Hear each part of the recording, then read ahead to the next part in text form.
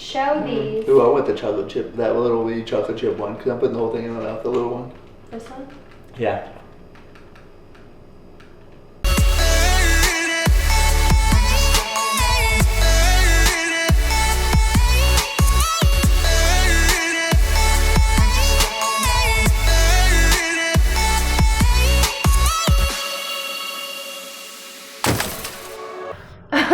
We tried really hard to film this video in another location. We tried to film it in our dining room, which is beautiful, but for some reason the sound wasn't working, and yeah, so we're re-recording now. We just have a tidbit of information for you, but we're in the kitchen again. Yeah, it sounded like a empty classroom. Like it just echoed. And anyways, so real quick, a lot of people ask, like, how do you eat all that junk? How do you eat that garbage? How do you eat like that and stay lean? I said skinny last night, and Aubrey's like, we're not skinny. We're not skinny. So how do we eat like that and stay lean? It's macros. So my best analogy for this is, say I have $3,000 and someone else has $3,000 to live off of. That's for apartment or house and car and food. So if they decide to spend all their $3,000 on their expensive car, nice house, and going out to eat with friends, then that's all they have. That's all they have. They're out of money. No extra money. Right? And so maybe I decide to drive a Toyota Corolla, and I live in like a modestly nice place, but not like outrageous. And then I buy all my food and I cook it at home to save money. Then I can go out and go shopping. I can buy some new shoes, maybe a dad hat for Aubrey. Buy dad hats. And then some new gym swag. But the point is, we're both living on $3,000. But if you saw us, that's completely different lifestyles that we live, right? And so the same thing goes for macros. He can be eating sweet potatoes and white rice, and rice cakes or yogurt and stuff like that, and that's how he's getting his carbs in. And I decide to get my carbs from vegetables and ice cream, and that's really what I do. But don't get me wrong, I eat a ton of vegetables. I ate over a pound of Brussels sprouts yesterday. Two big salads. Yeah, and 2 giant salads. So I get plenty of micronutrients, like don't worry. But I think that's where a lot of people go wrong, is they think like, oh, I have to eat this white rice and the sweet potatoes. Like, no, you can eat your carbs from other sources. A lot of very traditional people don't like the idea of macros because all they really see on social media, and especially from us even, is junk food. Which we put junk food out there because it looks good. We don't show you all of the boring food we eat all day, like salad and chicken. But they see that and they're like, there's no way that they're lean on eating ice cream and junk food. And it's not all about junk food.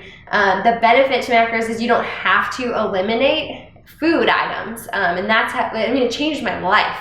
Because I used to restrict, and I know there's so many girls that come up to me even now, and they're like, I don't know what to do. I don't know how you're eating that, and I have to eat low carb diet. I won't even get into all that. Yeah. But you don't have to restrict your food items, and you shouldn't. You should have a life of freedom, and you should be free to eat the food that you want. Right. When Aubrey first met me, she wasn't following macros, but I remember when she got into macros that she realized that she could have Pop-Tarts, because Pop-Tarts are like this off-limits bad food. And real quick, I'm just going to throw this out there. A lot of people say what's bad and what's good food. Like, who is really to say what's bad and good? You can say, oh, sugar's bad. But baked sweet potato, which is like bodybuilder's staple, has a higher glycemic index than like white bread. It literally is like sugar. It's like pure sugar. It has the same glycemic index. So like, why is this? Because it's baked and it literally, your body treats it like Sour Patch Kids. So just eat some Sour Patch Kids if you want Sour Patch Kids. So that's the main thing that I want everyone to focus on, is like, know what your nutritional needs are for protein, carbs, and fats, and then stick to those macros, and then make it fun and not boring, This is what works for us, and we do believe that macros can work for anybody, everybody. It's just kind of, it's your preference and choice. But if you are having a hard time with, you know, eating restricted foods, or you're restricting on foods, women out there, get a hold of me, get a hold of us. That usually leads to binge eating too. So. Yeah. No, the more you restrict, and this is my history, the more you restrict, the more you tell yourself no, the more you want it and think about it, and you're gonna go get it no matter what, and you're probably gonna overeat that item, which is why I eat candy every day. But one more thing. What about all the people that say, but Aubrey, the reason you can eat like that is you work out so hard. Right. People say that to me all the time. I'm like, yeah, I work out hard. But in the past, I have worked out way harder. I mean, I did like competitive CrossFit, very hard workouts, and burned a lot of calories.